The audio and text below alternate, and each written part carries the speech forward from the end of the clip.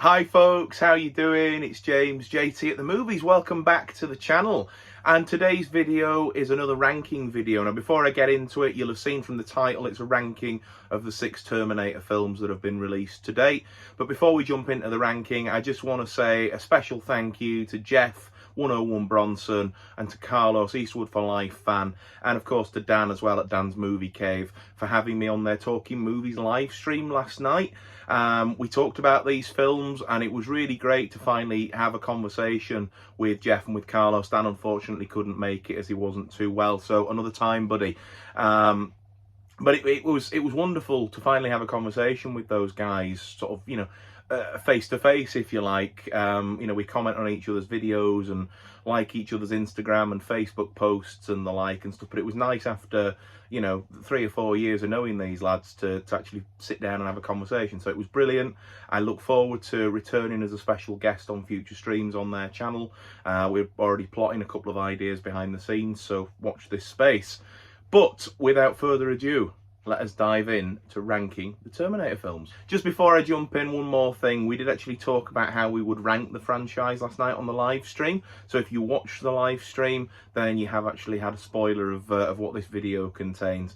But I'll talk a little bit more about each ranking as I bring them to you. We'll start with the one at the bottom of the pile for me. In at number 6, we have Terminator Genisys. So this was actually a first-time watch for me just a couple of weeks ago in the run-up to doing the live stream with the lads. I saw the trailer for it at the time, and spoiler alert, the trailer gives away the big twist of the movie, and I was just completely uninterested.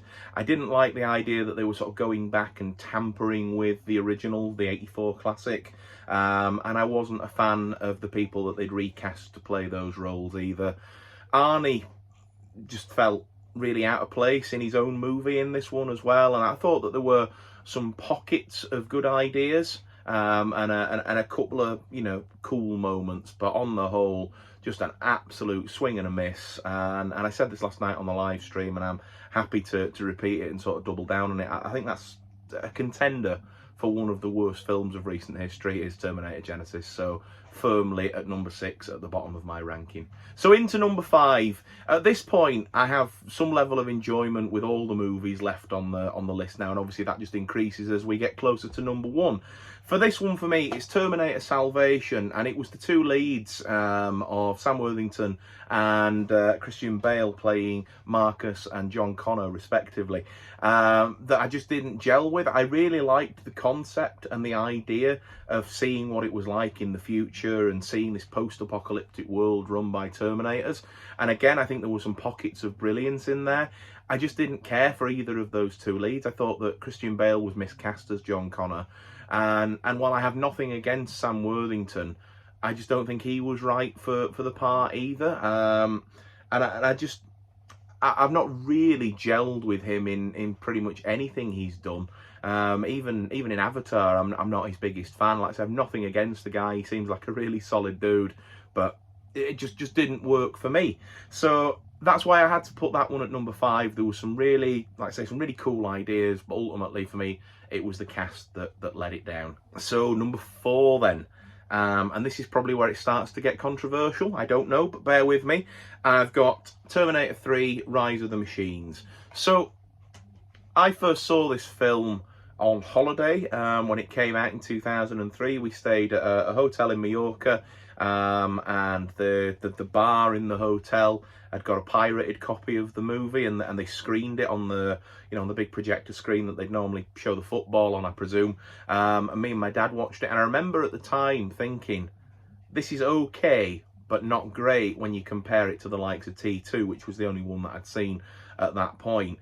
And having watched it again over the years, and, you know, and most recently just in the last couple of weeks, I would sort of say that this film suffers from something that I'm going to coin as Diamonds Are Forever syndrome. And what I mean by that is Arnie's come back to it, but he's phoning it in a bit like Connery did when they coaxed him back for Diamonds Are Forever. It's like, yeah, all right, I'll do one more.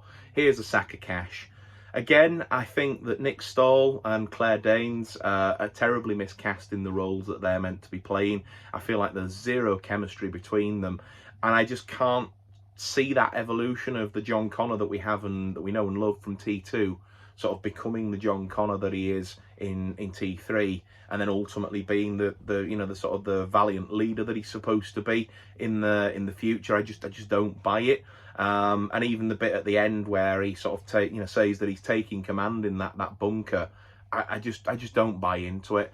I liked the idea of the Lady Terminator, and as I said with the guys on the stream last night, while it probably could have been executed better, I liked the idea of the Terminator, at least for the first 3 films, that the idea is that they become more sort of sleek and able to maybe blend into society a little bit more than, say, Arnie would have done in the first one, because he really did sort of stick out like a sore thumb, especially towards the end of the movie. But yeah, Terminator 3 is in my number 4 position solidly.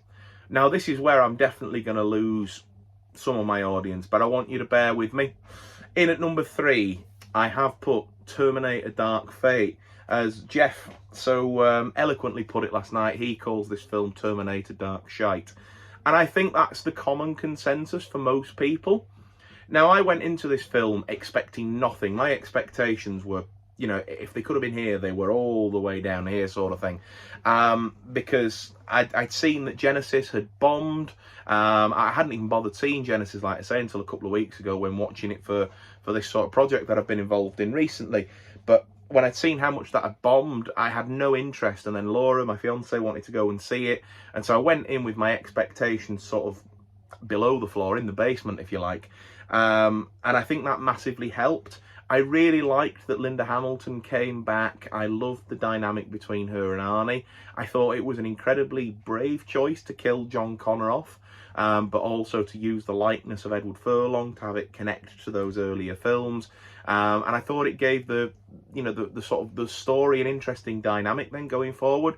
Do I have my complaints with this film? Yes, absolutely. I think that the character of Dani Ramos is a little bit poorly written, a little bit weakly performed at times.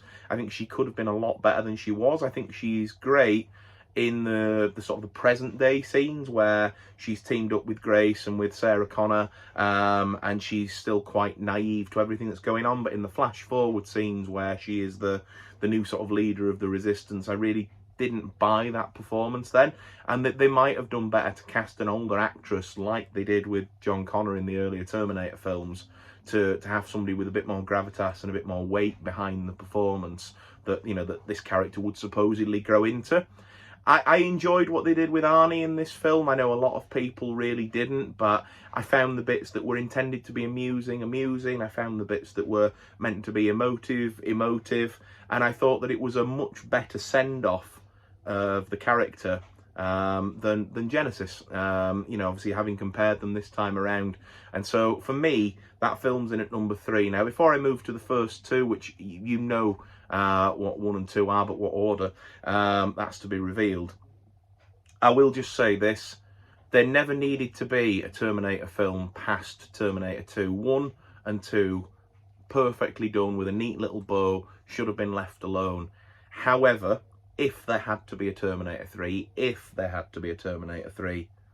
Dark Fate is the one that I would choose over the other installments that we've had there. So there you go.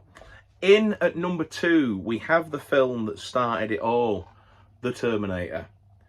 I love this film. It's groundbreaking, and it's the film that obviously not only launched Arnold's career, but also launched the careers of James Cameron, Michael Biehn, Linda Hamilton as well, put them on the map, made them all household names.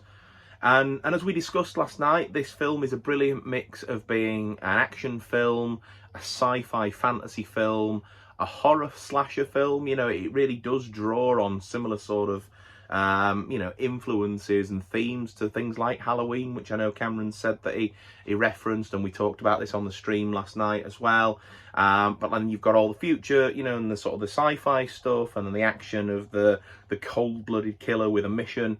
And it's just great. It's absolutely fantastic. I think the fact that Arnie is still early on in his career, and he's obviously, you know, he has limited English at that time, and he's still quite stilted in his performance, only lends itself to the fact that he's meant to be playing, you know, a cybernetic organism.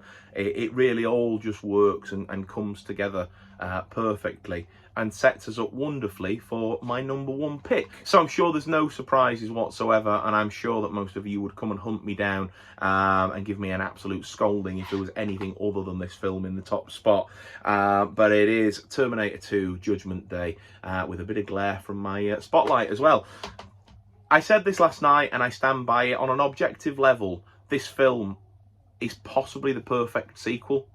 It really can be held up there with the likes of Godfather 2, Aliens, again to go back to Cameron, The Dark Knight, you know, Goldfinger. On an objective level, it's absolutely up there with those. On a subjective level, this film is a film that's always meant the world to me. It was the first Terminator film I ever saw, and I've told stories of my dad many times on this channel, because a lot of my film taste comes from the films that he showed me at a very inappropriate age to be watching things like this. But, you know, I would have been 8 or 9 when I first watched this, and Mum used to go out to work on a Saturday and used to take my sister out to dancing classes and the like, and me and Dad used to bunker down at home and we'd stick his old VHS tapes on, and this was one of them. And I can still remember the feeling that I got, and I talked about this last night on the live stream. At the end, I didn't understand why the Terminator had to die. They defeated everybody, and why couldn't they all just go off and live as some sort of a happy family? And you know, the thumbs up going down into the molten steel absolutely ruined me as a kid, and even to this day it still chokes me up when I watch it, with the, you know, the sort of the really somber version of the Terminator theme playing as he goes, and it's perfect. The film never lets up from start to finish. It's action set piece after action set piece, and even in its quiet moments there's still something going on. The exposition's handled brilliantly. All the characters are interesting and fully formed, and I think as well it's a testament to writing a child into one of these types of films incredibly well, because how many films you know, and franchises have we seen ruined where in a sequel they've thought, let's bring a kid along with the main star and, you know, give him a sidekick or whatever, and how often does that fail? But it's done perfectly here. I really do think that this is the best Terminator film and is one of the best sequels of all time. So there we have it, folks. That has been my ranking of the Terminator films. Again, massive thanks to Jeff and to Carlos, and best wishes to Dan for letting me jump in on the stream with you last night. It was great to have an opportunity and a reason to rewatch these films again, and to get involved with you lads and have that really great chat last night. I'm not kidding when I say it gave me such a boost after a difficult few weeks here at home. So thank you so much for that, and thank you to you guys as well for watching. As always, if you've enjoyed this video, leave it a thumbs up as you sink into molten metal. That would mean the world to me. Don't really sink into molten metal, guys. I need you to come back for the next videos. But as well, leave a comment down below with your own ranking. I'd be interested to see how other people rank this franchise. It was interesting on the stream last night, hearing how the lads would rank their films, and how, especially with some of the sequels, we all quite vastly differed, you know, at the sort of the bottom end of the pile. So it'd be really interesting to see where you guys come in on this down below in those comments. And if you're not already subscribed to me, hi, nice to meet you. Please think about subscribing to the channel. It does mean the world to me. I really mean it when I say that. But of course, it helps my channel to grow as well. Ultimately, I would like to get to 1,000 subscribers on this channel. So anything that you guys can do to help me with that really does mean the world. And above all else, take care of yourselves. I look forward to seeing you again soon for my next video, which I imagine at this point is going to be November's haul. Take care of yourselves, and I will see you soon. Bye for now.